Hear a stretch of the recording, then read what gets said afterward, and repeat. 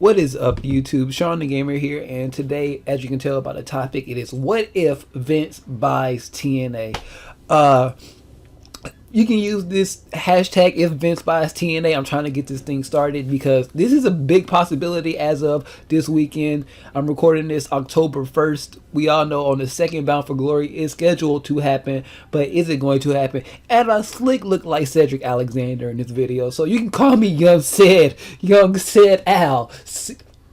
You know Cedric the Entertainer, Al Bundy, put them together, said it. I try too hard sometimes. Anyway, let's just jump right into this. So, what if Vince buys TNA? A couple of things that I wrote down. First of all, let's look at the long list of cons. It's really summed up in the loss of a major promotion in professional wrestling. So, that is a big downside. We're losing a major, no matter how insignificant you guys think TNA is. What else is there out there on TV like that can be somewhat easily accessed to the masses other than WWE? Lucha Underground is still kind of a niche thing. Ring of Honor, I know they have a TV deal, some kind of TV deal, but nobody's really, I don't say nobody's really watching, but it's not. TNA, for better or worse, is somewhat of a household name at this point. It's this generation's WCW. For lack of a better analogy or phrase or comparison. So people are out of jobs.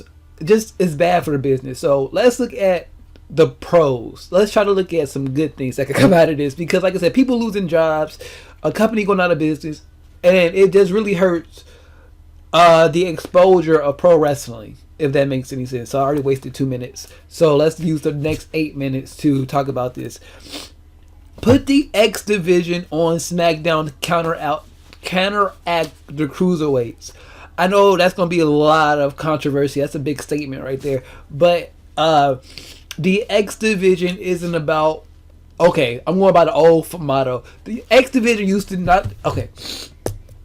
It's not about weight limits, it's about no limits. Go out there, put on a great fucking match, and then if you survive, you can be a champion. So that's pretty much what the X Division was. Samoa Joe, AJ Styles, Christopher Daniels, Chris Sabin, Alex Shelley, TJ Perkins, you know, he was manic. The list goes on of great X Division stars and champions, and half of those people I just named are on the WWE roster. So if you brought that belt up to the main roster, or hell, even if you put it in TNA, if you put it in NXT as a third belt or a fourth belt for the brand, you still have, and you just bought TNA, so you have the library. So you can say former X Division champions include, but not limited to, former, you know, what am I trying to say? You have people like AJ Styles, who is now your WWE champion. You have prestige around this belt already. It's pretty much what I'm trying to say. So you already have prestige around this belt. So this could be a new way to counteract the cruiserweights if they're really supposed to be clashing. Because this whole brand split, Vince said at the outset, supposed to be competition. They're supposed to be blood. So what is the best way to help this competition? Is to have the cruiserweights versus the X Division. So I think that's a good point. You'll have more talent. Speaking of X Division and divisions, you'll have more talent that if people want to sign, because like I said, a lot of people left WWE, like Cody recently, and Brandy, and Damian Sandow, Drew Galloway, and all these, I don't want to call them WWE rejects, but these people who were already once affiliated, hope I said that right, with WWE, are they going to come back because they left for a reason? People like Gail Kim, Cody, and people like that, because they weren't getting the push and opportunity they needed. But that does not, Bobby Lashley, they just didn't know what to do with him, or I guess his contract expired. I can't really remember what happened to Bobby Lashley, but all these people that are there, and then like I said, you have people that have not been there before, like Matt Bennett, you're like Maria Kanellis. So how would that work? Could you have her connected to somebody who hasn't been there? You have it's an interesting dynamic. So she can like can you imagine like Maria Kanellis and Mike Bennett versus like the Miz and Maurice, or like Lana and Rusev? That's an interesting dynamic right there, and that's on either brand. EC3, you know, how would that work out? You know, but I just see that as more talent for the brand split. There's a lot of talent down there in oh my god, down there in TNA, but where do they go? You know what I'm saying? And then, like I said, more matches, new matches. I was tweeting out earlier, you can have Ultimate X be your new Money in the Bank ladder match at WrestleMania. Think about how special that will feel at WrestleMania. You have Ultimate X to start the show. It doesn't have to be WrestleMania. It can be Survivor Series or SummerSlam. SummerSlam, that could be your pickup right there. And then they have so many good. They had TNA, as many shitty ideas as they had a lot of good ones. Ultimate X, they had the 6 Sides of Steel, which I know they're not going to bring. What else? Lethal Lockdown, which is something that they tried to do with como se dice, the Ambrose Asylum. Just imagine if back a few months ago when that shitty match happened, it was actually inside Lethal Lockdown with the lid on top of the cage, Ambrose versus Jericho. Imagine how much better that could have been. What else is another one of their big matches? I don't want to see King of the Mountain.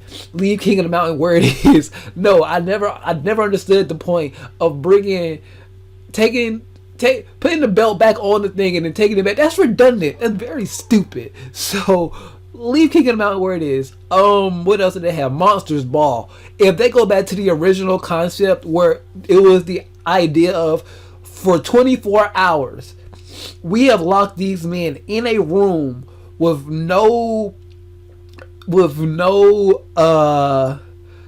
water, no just food, just bread and water. I don't even think they got that, but it was 24 hours. These men have been confined into solitary, and right before their match, you let them out to go ham. That'd be like, think about that. Bray Wyatt versus Abyss in Monsters Ball. How cool would that be? So